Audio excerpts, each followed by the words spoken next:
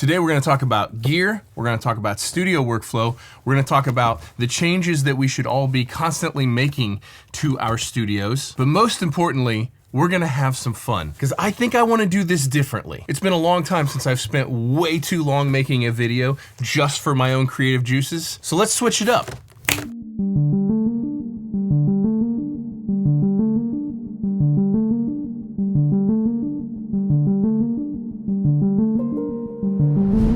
There's a circle of life in the recording studio.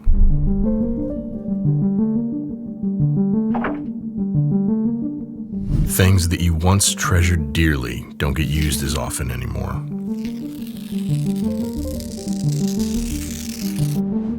Maybe your tastes change. Maybe your skill set grows. But there comes a time when you have to make space for something new.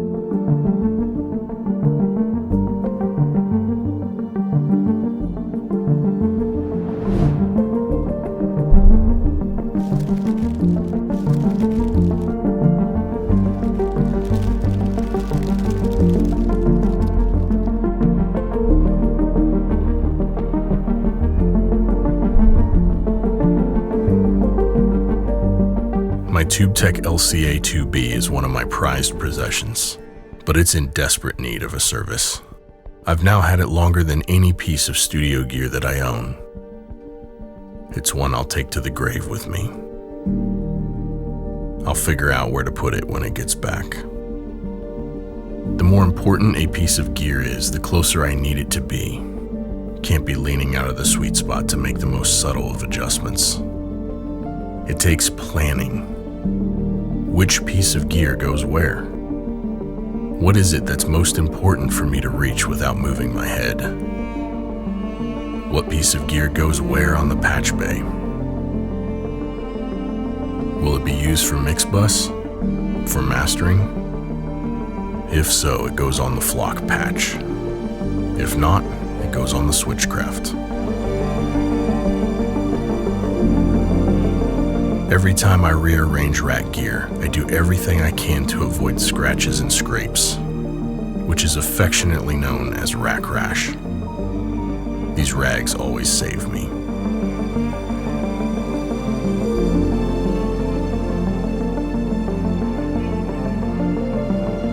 Rack space is at a premium these days, and there might have to be a bigger desk in the near future. I try to have as much mixing gear in front of me while reserving the racks behind me mostly for tracking gear. I'd like to keep turning away from the speakers while mixing to a minimum. I get a little sad trying to choose which pieces of gear to move out of the rack. All the songs attached to these, they're kind of like memories.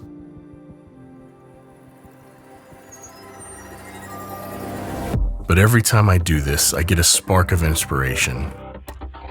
It's like a new adventure, a new challenge to conquer. Learning every minute detail of a piece of gear, what settings sound best, what it's best suited for. It's so easy to get in the assembly line mixing mentality when you do it all day, every day. Sometimes just swapping places with two pieces of rack gear is enough to spark a new idea, a new emotion. When you do this full time, you have to put effort into keeping these things fresh and exciting. Every song presents a new set of challenges, but eventually that's not enough.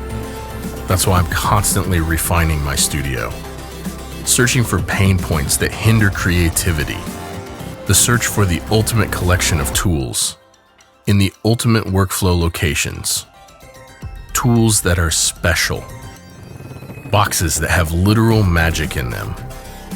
When a piece of gear actually makes me laugh, that's how I know it's special. The best boxes in the world do a thing you can't describe. They are EQs or compressors. They sound smooth or fast or thick. But it's the intangibles that you can't put into words that makes a piece of gear sound magical. And when I find them, those are the tools that have a permanent home here. Sometimes a hammer is just a hammer, and it's just the right tool for a job.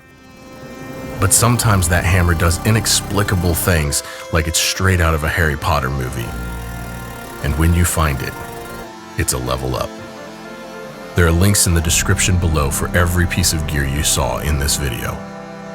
So anytime you need any piece of musical gear, jump on any one of my videos, click on any link in the description below.